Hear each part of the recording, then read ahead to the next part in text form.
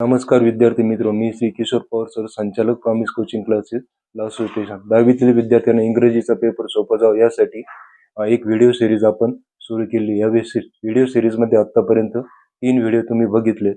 आता हा आजचा चौथा व्हिडिओ प्रश्न क्रमांक 3 वरती आहे.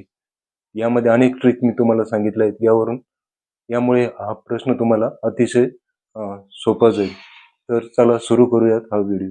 प्रश्न क्रमांक 3 आपण बघणार आहोत. प्रश्न क्रमांक 3 मध्ये कवितेवरती प्रश्न विचारतो. 2 कविता तुम्हाला छापून दिलेल्या असतात, त्यावरती प्रश्न विचारलेले असतात. तर ते प्रश्न कसे सोडवायचे हे आपण बघू. तर इथं काय विचारलेले पाहिजे, कविता दिली तुम्हाला, त्या कवितेवरती A1, A2 आणि A3 असे 3 प्रकारचे प्रश्न विचारले असतात. इथं रिकाम्या जागा भरायच्या तुम्हाला. तर इथं त्या कवितेच्या ओळीमध्ये शोधायचं आणि लिहायचं. इथं काय लिहिलं, the girl on the bus for a. इथं शोधायचं तुम्हाला.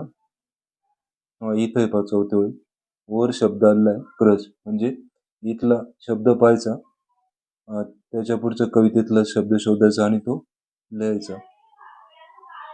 आता इथं दिलं, द लँड सीम्स सो. इथं शोधायचं तुम्हाला.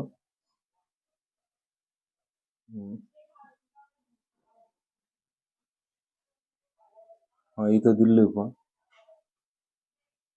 इथं दिलंय 4. मग इथं येईल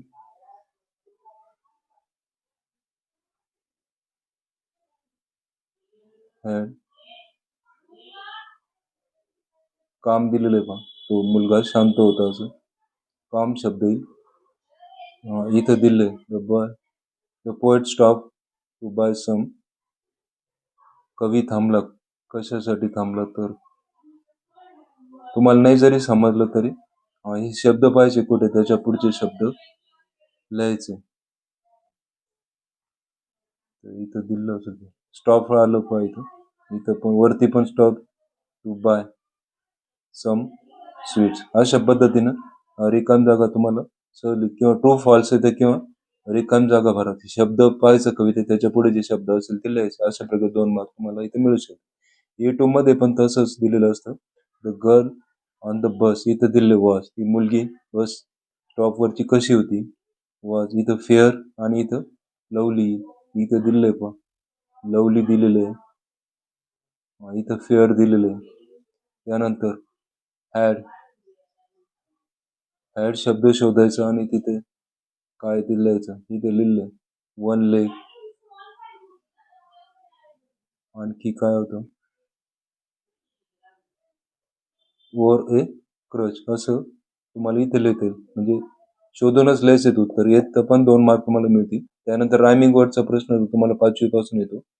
इथं हिअर दिलेलं आहे, हिअरला रायमिंग वर्ड कोणतं येईल, तर फेअर. फेअर येईल इथं. त्यानंतर इथं दिले माइन, इथं माइनला कोणतं येईल rhyming word, to whine, WHIN. तर अशा प्रकारे 5 मार्क तुम्हाला मिळतील. त्यानंतर आणखी एका कवितेवर प्रश्न येतो ॲप्रिसिएशनचा. ॲप्रिसिएशन म्हणजे रसग्रहण करा. तर हा प्रश्न पण खूप सोपा असतो. तर पाहू आपण कसं लिहायचं. पहिल्यांदा तुम्हाला टायटल लिहायचं असतं. हे दिलेलं नसतं, इथं आपण लिहायचं. टायटल म्हणजे नाव. टायटल लिहायचं. टायटल म्हणजे कवितेचं नाव, ते दिलेलं असतं. टीनेजर्स प्रेयर, इथं लिहायचं टीनेजर्स प्रेयर्स. नंतर नेम ऑफ द पोएट, कवीचं नाव कवितेच्या शेवटी दिलेलं असतं. जे मोर्स दिलेलं आहे ते लिहायचं इथं. त्यानंतर राईम स्कीम. राईम स्कीम कशी लिहायची, तर इथं 2-2 ओळींचे कडवे आहे. तर इथं यस आलेलं आहे, इथं ए आलेलं आहे, म्हणजे इथं येईल ए, इथं वेगळं अक्षर आलं किंवा वेगळा उच्चार आहे म्हणून ए बी, परत इथं बी ईच आलेलं, इथं परत आले बी, ए बी बी बी, इथं परत बी आणि इथं ए. अशा प्रकारे राईम स्कीम तुम्हाला लिहिता येईल. राईम स्कीमला आहे 1 मार्क. त्यानंतर फिगर ऑफ स्पीच, अलंकार. तर बहुतेक सर्व कवितेमध्ये अलिट्रेशन फिगर ऑफ स्पीच आहे. तुम्हाला एकच लिहायचं असतो फिगर ऑफ स्पीच, अलिट्रेशन आणि रिपिटेशन हे लिहून टाका, तुम्हाला 1 मार्क इथे मिळून जाईल. त्यानंतर सेंट्रल आयडिया म्हणजे मध्यवर्ती कल्पना लिहायची. तर मध्यवर्ती कल्पना लिहिताना असं लिहायचं टायटल, त्याच्या पुढे इज हा शब्द लिहायचा. इज तुम्ही जे लिहिलं ते title is, name of the poet is James Morse, is टाकायची इथं. त्यानंतर राईम स्कीम इज जी तुम्ही लिहिली होती राईम स्कीम. नंतर figure of speech is alliteration and repetition. त्यानंतर आणखी 2 वाक्य सांगतो मी, ते लिहायचे. We should think of others असं लिहायचं. We should think of others, आपण इतरांचा विचार केला पाहिजे. आणि आणखी एक वाक्य लिहा, वी शुड हॅपी, आपण आनंदात राहायला पाहिजे. हे सर्व कवितांना लागू पडतं. अशा प्रकारे सेंट्रल आयडिया तुम्हाला लिहिता येईल आणि कवितेचे प्रश्न 10 पैकी 10 गुण या पद्धतीने तुम्ही. विद्यार्थी मित्रो, आजचा व्हिडिओ जर तुम्हाला आवडला असेल तर लाईक व शेअर करा व माझं channel promise coaching classes Kishor Pawar sir या चॅनलला सबस्क्राईब करायला विसरू नका.